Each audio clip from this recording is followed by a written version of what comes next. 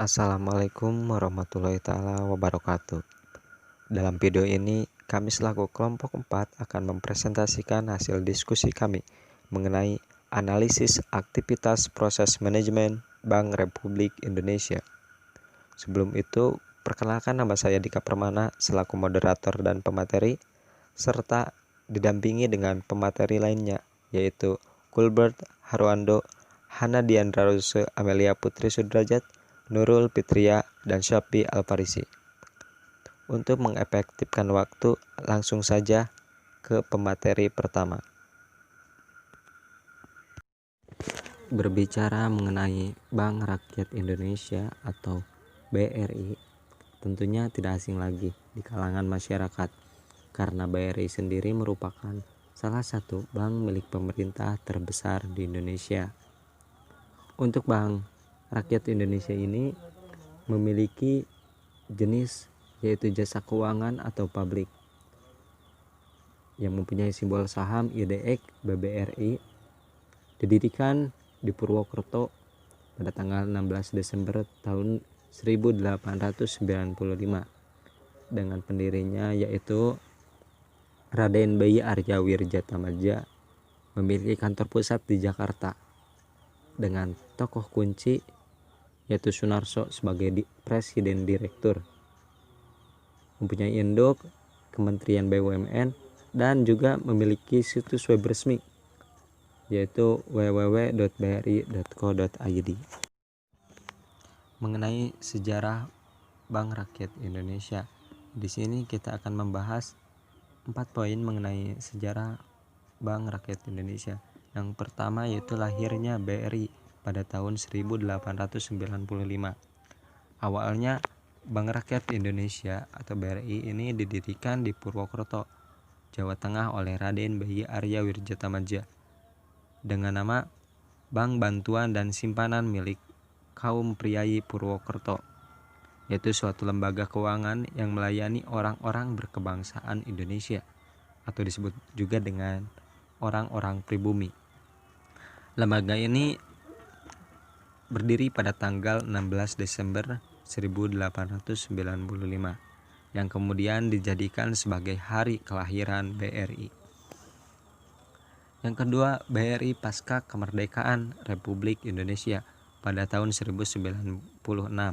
Nah, pada periode setelah kemerdekaan Republik Indonesia, berdasarkan Peraturan Pemerintah Nomor 1 Tahun 1946, Pasal 1 disebutkan bahwa BRI adalah sebagai bank pemerintah pertama di Republik Indonesia. Dalam masa perang mempertahankan kemerdekaan pada tahun 1948. Kegiatan BRI ini sempat terhenti untuk sementara waktu dan kemudian mulai aktif kembali setelah perjanjian Renville pada tahun 1949 dengan berubah nama menjadi Bank Rakyat Indonesia Serikat. Yang ketiga, peluburan BRI, BKTN, dan NHM pada tahun 1960. Melalui Perpu nomor 41 tahun 1960 dibentuk Bank Koperasi Tani dan Nelayan atau disingkat menjadi BKTN. Peluburan dari BRI, Bank Tani Nelayan dan Netherlands Maatschappij atau NHM, berdasarkan penetapan Presiden atau Penpres nomor 9 tahun 1965, BKTN ini diintegrasikan ke dalam Bank Indonesia dengan nama Bank Indonesia Urusan Koperasi Tani dan Nelayan. Setelah berjalan 1 bulan, keluar Penpres nomor 17 tahun 1965 tentang pembentukan bank tunggal dengan nama Bank Negara Indonesia. Dalam ketentuan baru tersebut, Bank Indonesia Urusan Koperasi Tani dan Nelayan atau BKTN diintegrasikan dengan nama Bank Negara Indonesia Unit 2 di bidang rural. Sedangkan NHM menjadi Bank Negara Indonesia Unit 2 di bidang ekspor impor.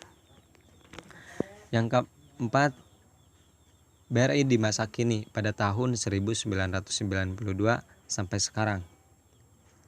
Sejak 1 Agustus 1992 berdasarkan Undang-Undang Perbankan Nomor 7 Tahun 1992 dan Peraturan Pemerintah Republik Indonesia Nomor 21 Tahun 1992, status BRI berubah menjadi perseroan terbatas. Kepemilikan BRI saat itu masih 100% di tangan pemerintah Republik Indonesia.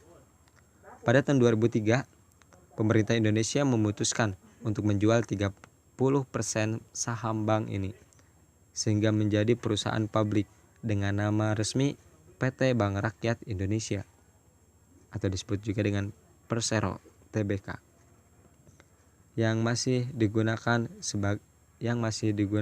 sampai dengan saat ini. Pada awal tahun 2019, BRI mengakuisisi salah satu anak usaha Buhana Arta Ventura, yakni Sarana NTT Ventura, dan mengganti namanya menjadi BRI Ventures sebagai bagian dari rencana perusahaan untuk masuk ke bisnis modal Ventura.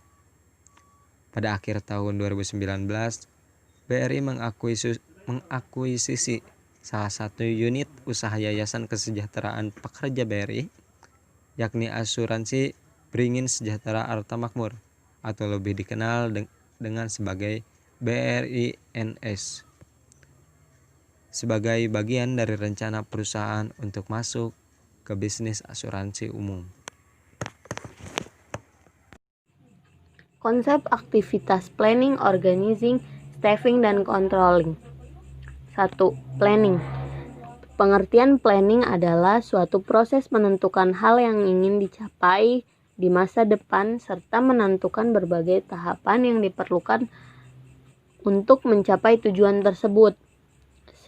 Planning dapat juga didefinisikan sebagai suatu kejadian terkoordinasi untuk mencapai tujuan tertentu dalam kurun waktu tertentu.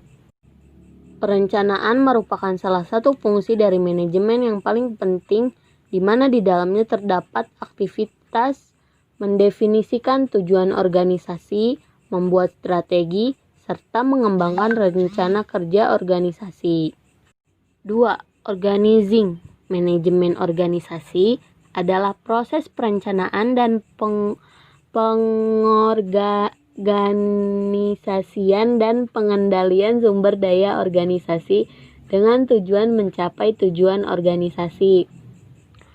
Tujuan organisasi tentu dapat beragam, tergantung pada organisasi itu sendiri. Manajemen organisasi yang akan dibahas di sini berkaitan dengan pengelolaan sumber daya dalam bisnis atau perusahaan, sehingga manajemen organisasi lebih terkait dengan seni untuk mengolah sumber daya manusia perusahaan. Dalam hal ini, karyawan dengan adanya manajemen di dalam perusahaan diharapkan dapat membentuk kinerja karyawan lebih efektif, terutama dalam hal koordinasi antar departemen atau divisi.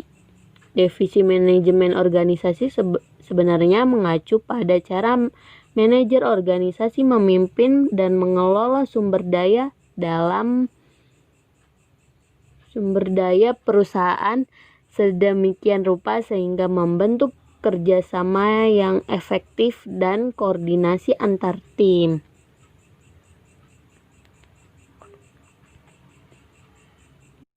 3. Staffing. Staffing merupakan salah satu fungsi manajemen berupa penyusunan personalia pada suatu organisasi sejak dari merekrut tenaga kerja, pengembangannya sampai dengan usaha agar setiap tenaga memberi daya guna maksimal kepada organisasi.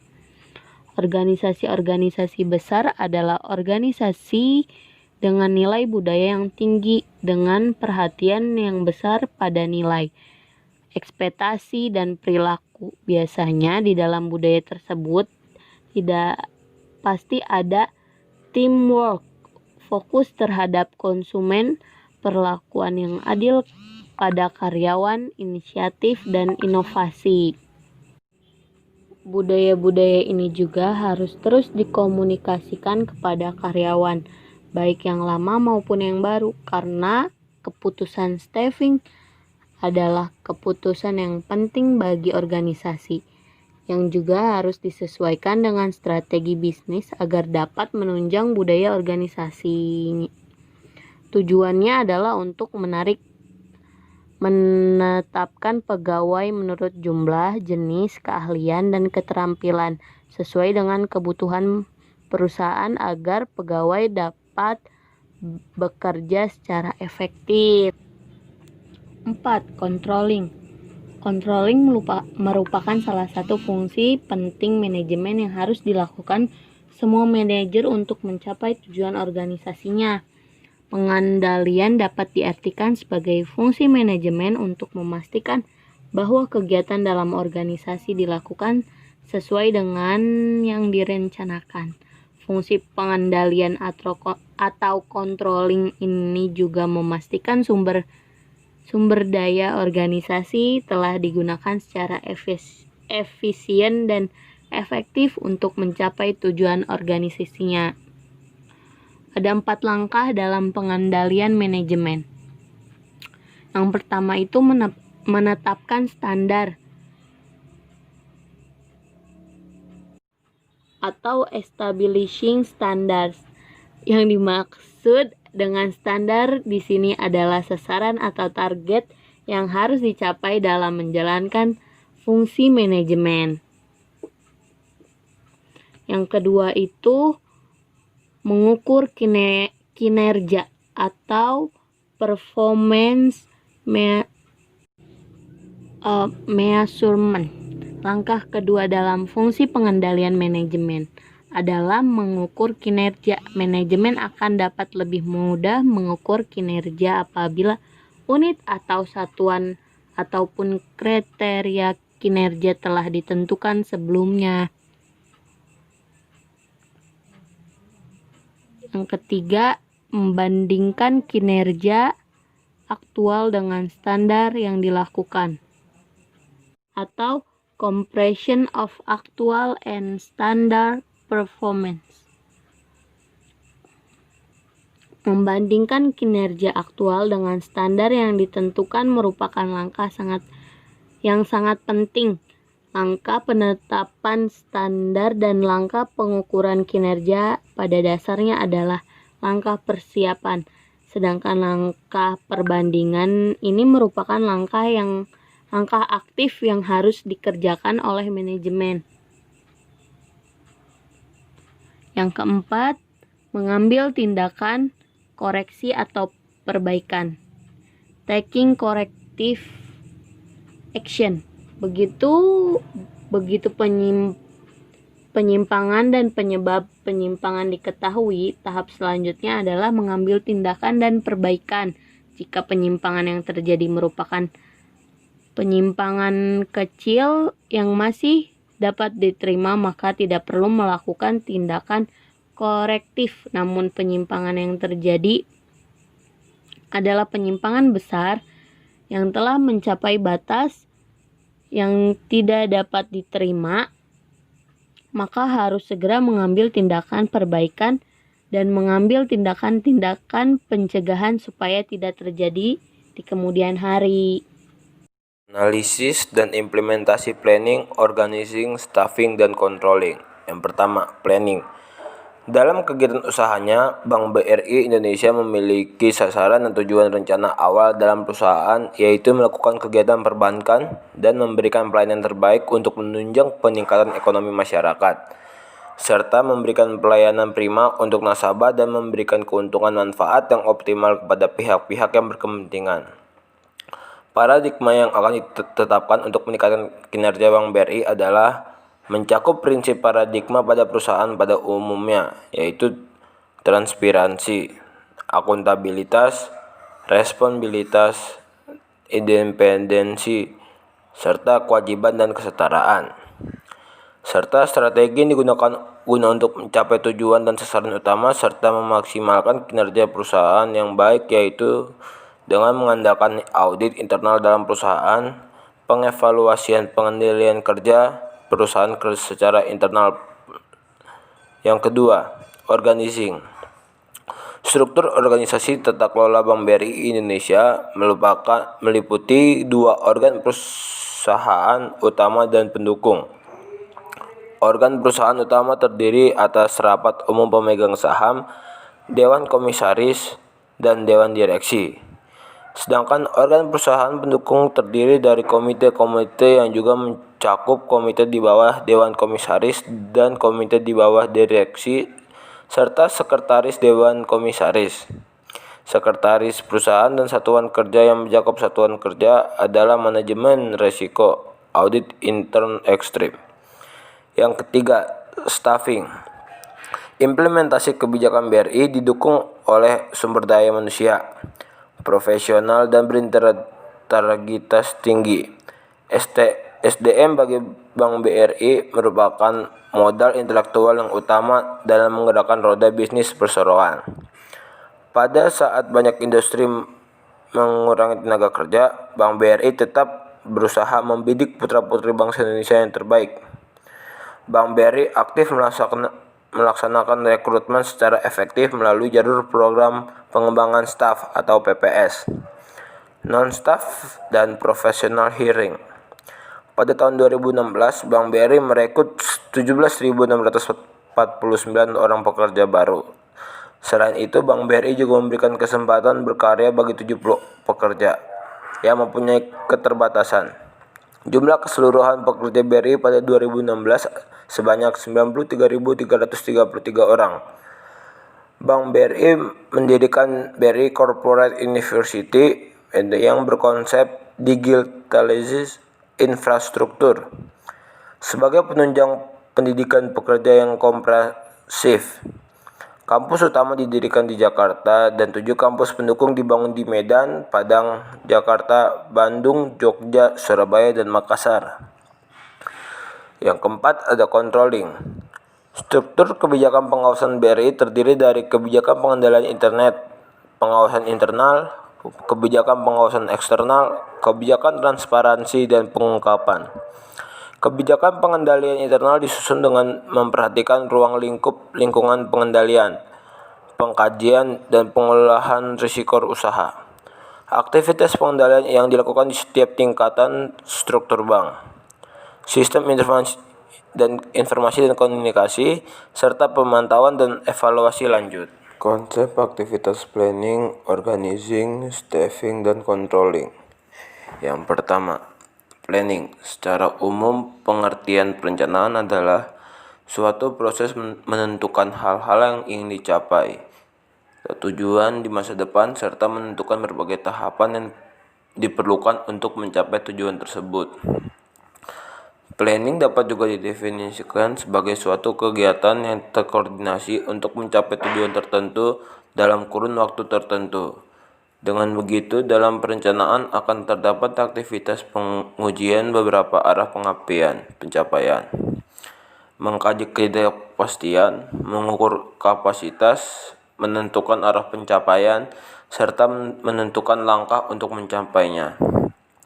Perencanaan merupakan salah satu fungsi dari manajemen yang paling penting, di mana di dalamnya terdapat aktivitas, tujuan organisasi, membuat strategi, serta mengembangkan rencana kerja organisasi. Perencanaan adalah tahap awal dalam kegiatan suatu organisasi terkait dengan pencapaian tujuan organisasi tersebut. Yang kedua, organizing. Manajemen organisasi adalah proses perencanaan dan perorganisasian dan pengendalian sumber daya organisasi dengan tujuan mencapai tujuan organisasi. Tujuan organisasi tentu dapat beragam, tergantung pada organisasi itu sendiri. Manajemen organisasi yang akan dibahas di sini berkaitan dengan pengelolaan sumber daya dalam bisnis dan perusahaan, sehingga manajemen organisasi lebih terkait dengan seni untuk mengelola sumber daya manusia perusahaan. Dalam hal ini karyawan. Dengan adanya manajemen organisasi di dalam perusahaan, diharapkan dapat membentuk kinerja karyawan yang lebih efektif, terutama dalam hal koordinasi antar departemen atau divisi. Definisi manajemen organisasi sebenarnya mengacu pada manajer organisasi memimpin dan mengelola sumber daya perusahaan sedemikian rupa sehingga membentuk kerjasama yang efektif dan koordinasi antar tim. Yang ketiga, staffing. Staffing merupakan salah satu fungsi manajemen berupa penyusunan personalia pada suatu organisasi sejak dari merekrut tenaga kerja, pengembangannya sampai dengan usaha agar setiap tenaga memberi daya guna maksimal kepada organisasi. Organisasi besar adalah organisasi yang dengan nilai budaya yang tinggi, dengan perhatian yang besar pada nilai, ekspektasi, dan perilaku. Biasanya di dalam budaya tersebut pasti ada teamwork, fokus terhadap konsumen, perlakuan yang adil pada karyawan, inisiatif, dan inovasi. Budaya-budaya ini juga hanya terus dikomunikasikan kepada karyawan, baik yang lama maupun baru, karena keputusan staffing itu adalah keputusan yang penting bagi organisasi, yang juga harus disesuaikan dengan strategi bisnis agar dapat menunjang budaya organisasinya. Tujuannya adalah untuk menempatkan pegawai menurut jumlah, jenis, keahlian, dan keterampilan sesuai dengan kebutuhan perusahaan agar pegawai dapat bekerja secara efektif. Yang keempat, controlling. Controlling merupakan salah satu fungsi penting manajemen yang harus dilakukan oleh semua manajer untuk mencapai tujuan organisasinya. Pengendalian dapat diartikan sebagai fungsi manajemen untuk memastikan bahwa kegiatan dalam organisasi dilakukan sesuai dengan yang direncanakan. Fungsi controlling ini memastikan sumber daya organisasi telah digunakan secara efisien dan efektif untuk mencapai tujuan organisasinya. 4 langkah pengendalian manajemen. Yang pertama, menetapkan standar atau bahasa lainnya establishing standard. Yang dimaksud dengan standar di sini adalah sasaran atau target yang harus dicapai dalam menjalankan fungsi manajemen. Standar ini akan digunakan untuk mengukur dan mengevaluasi kerja dari suatu unit kerja, departemen ataupun organisasi secara keseluruhan. Standar dapat juga disebut sebagai kriteria untuk menilai kerja organisasi atau unit kerja dari organisasi tersebut. Yang kedua, mengukur kinerja atau performance measurement.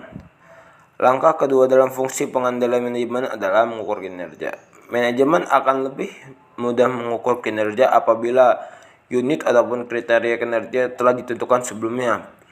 Pada dasarnya, pengukuran kinerja harus berada di unit atau satuan yang sama dengan kriteria yang ditentukan. Unit atau satuan tolak ukur harus terdefinisi dengan baik dan seragam. Yang ketiga, membandingkan kinerja aktual dengan yang standar. Membandingkan kinerja aktual dengan standar yang ditentukan merupakan langkah yang sangat penting. Langkah penetapan standar dan langkah pengukuran kinerja pada dasarnya adalah langkah persiapan. Sedangkan langkah perbandingan ini merupakan langkah aktif yang harus dikerjakan oleh manajemen. Yang keempat, ada mengambil tindakan koreksi perbaikan. Begitu penyimpangan dan penyebab penyimpangan diketahui, tahap selanjutnya adalah mengambil perbaikan. Jika penyimpangan yang terjadi merupakan penyimpangan kecil, masih dapat diterima, maka tidak perlu dikorektif. Namun, penyimpangan yang terjadi adalah penyimpangan besar yang telah melampaui batas yang dapat diterima. Maka harus segera mengambil tindakan dan mengambil tindakan pencegahan supaya tidak terjadi lagi di kemudian hari. Struktur dari tata kelola Bank BRI. Lingkungan organisasi. 1. Pengertian lingkungan organisasi. Organisasi dalam menjalankan aktivitasnya untuk mencapai tujuan tidak terlepas dari lingkungan eksternal dan lingkungan internal. Organisasi merupakan suatu wadah untuk memproses masukan menjadi keluaran. Lingkungan organisasi terdiri dari 2 elemen, antara lain lingkungan khusus dan lingkungan umum. Yang kedua, macam-macam lingkungan organisasi. A. Lingkungan eksternal. Lingkungan eksternal diketahui mempunyai peranan besar dalam mempengaruhi pengambilan keputusan manajerial, proses dan struktur organisasi. Maka lingkungan eksternal penting untuk selalu dipantau dan dianalisis, tetapi lingkungan eksternal secara keseluruhan sangat sulit untuk dianalisis karena lingkungan eksternal sangat kompleks dan saling terkait satu sama lain. Lingkungan eksternal terdiri dari dua komponen, yaitu lingkungan mikro dan lingkungan makro. Yang pertama, lingkungan eksternal mikro atau khusus. Lingkungan eksternal mikro adalah unsur-unsur yang berpengaruh secara langsung terhadap organisasi yang terdiri dari pesaing, penyedia, langganan, lembaga keuangan, pasar tenaga kerja, dan perwakilan-perwakilan pemerintah.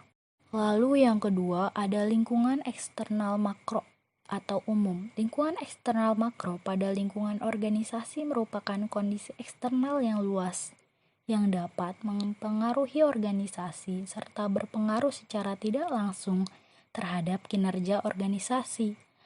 Lingkungan eksternal makro meliputi berbagai faktor antara lain kondisi ekonomi, politik, sosial budaya, alam, dan teknologi.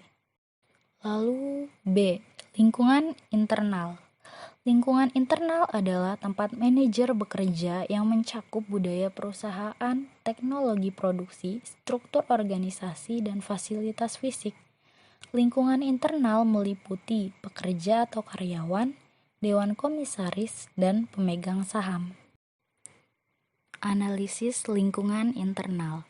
Yang pertama, aspek organisasi. Bank BRI adalah bank yang bergerak di bidang perbankan dan merupakan bank pemerintah yang dibentuk melalui merger dengan beberapa bank yang selama ini cukup berpengalaman dalam menjalankan bisnis perbankan.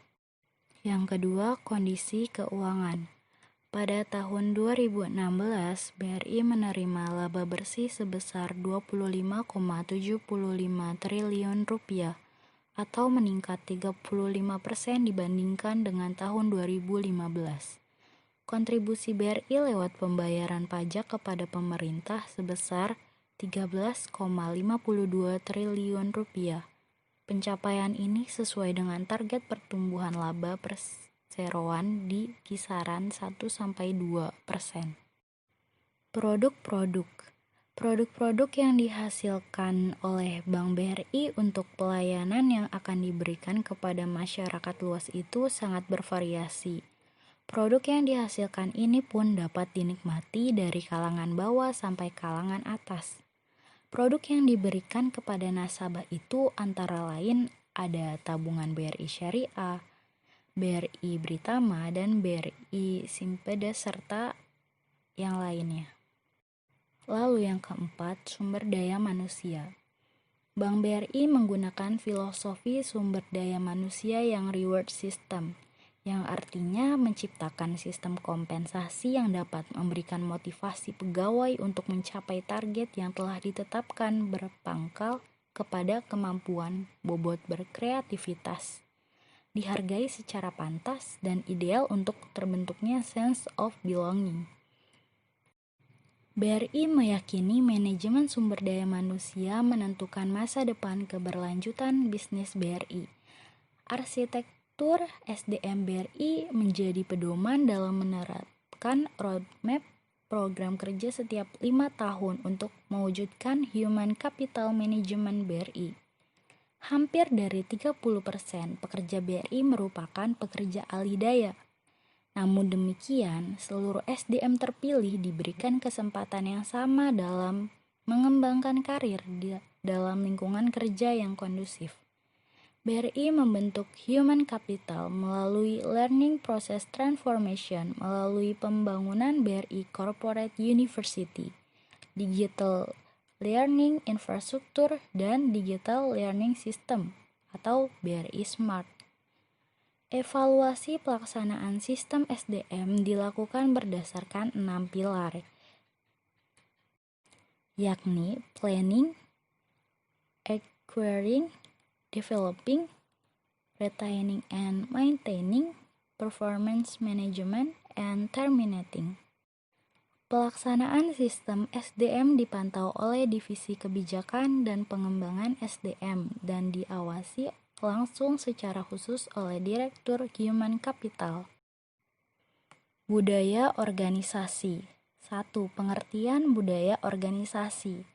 Budaya organisasi itu adalah sistem makna dan keyakinan bersama yang dianut oleh para anggota organisasi yang menentukan sebagian besar cara mereka bertindak satu terhadap yang lain dan terhadap orang luar. Budaya itu mewakili persepsi yang dianut bersama oleh organisasi tersebut yang menentukan anggota-anggotanya harus berperilaku. Yang kedua, dimensi budaya organisasi. Riset mengemukakan bahwa ada 7 dimensi yang secara keseluruhan menangkap hakikat budaya organisasi. Ketujuh dimensi budaya organisasi itu yaitu inovasi dan pengambilan resiko, kedua perhatian pada detail, yang ketiga orientasi hasil, yang keempat orientasi orang, yang kelima orientasi tim, yang keenam keagresifan, yang ketujuh stabilitas. Lalu yang ketiga, fungsi dan ciri-ciri budaya organisasi. Menurut Robbins, fungsi budaya organisasi sebagai berikut. 1. Budaya menciptakan pembedaan yang jelas. 2. Budaya membawa suatu rasa identitas bagi anggota-anggota organisasi. Yang ketiga, budaya mempermudah timbulnya komitmen. Lalu, ciri-ciri budaya organisasi. Yang pertama, inovasi dan pengambilan resiko. Yang kedua, menjadi inovatif. Yang ketiga, perhatian terhadap detail. Yang keempat, menunjukkan kecermatan, analisis dan perhatian terhadap detail. Yang kelima, orientasi hasil. Sejauh mana manajemen memfokuskan pada hasil. Yang keempat, cara karyawan mempelajari budaya perusahaan. Yang pertama dengan cerita-cerita, yang kedua dengan ritual atau upacara-upacara, yang ketiga dengan simbol-simbol material, dan yang terakhir dengan bahasa. Yang kelima, pengaruh lingkungan dan budaya. Pengaruh terhadap budaya perusahaan internal yang besar datang dari lingkungan eksternal. Budaya dapat sangat beraneka ragam di dalam organisasi. Namun demikian, organisasi yang berada di dalam industri yang sama mungkin menunjukkan karakteristik budaya yang serupa karena beroperasi di dalam lingkungan yang sama. Analisa lingkungan dibagi dua, yaitu secara eksternal dan internal. Yang pertama, eksternal. Yang eksternal dibagi 5, yakni ada aspek sosial, ekonomi, teknologi, alam, dan politik. Yang pertama, aspek sosial. Bank BRI terus berupaya berkontribusi terhadap masyarakat dalam menjalankan bisnis UMKM dalam tengah masyarakat. Yang kedua, kondisi ekonomi.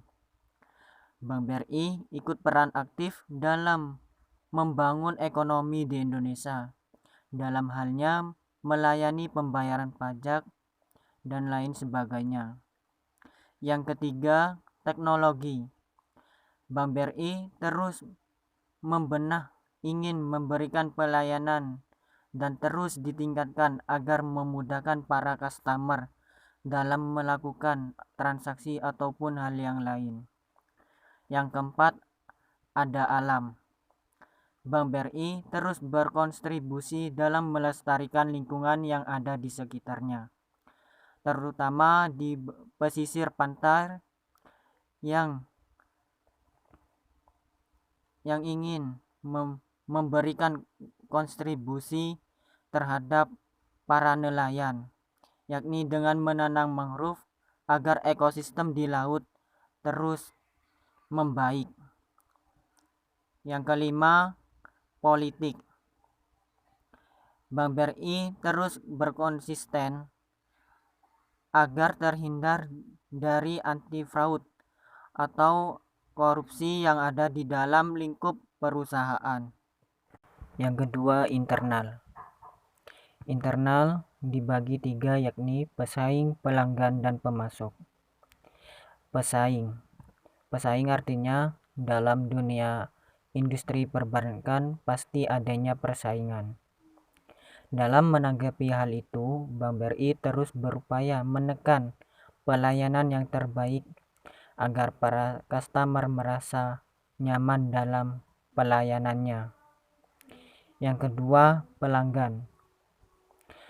Bank BRI tidak mengambil ataupun suku bunga yang sangat besar. Bank BRI terus mengacu pada industri perbankan dalam mengambil suku bunga. Yang ketiga, pemasok. Bank BRI tidak ada tawar-penawaran antara pemasok tersebut. Sekian presentasi dari kelompok kami. Kurang lebihnya mohon maaf jika ada salah kata. Saya akhiri. Wassalamualaikum warahmatullahi wabarakatuh.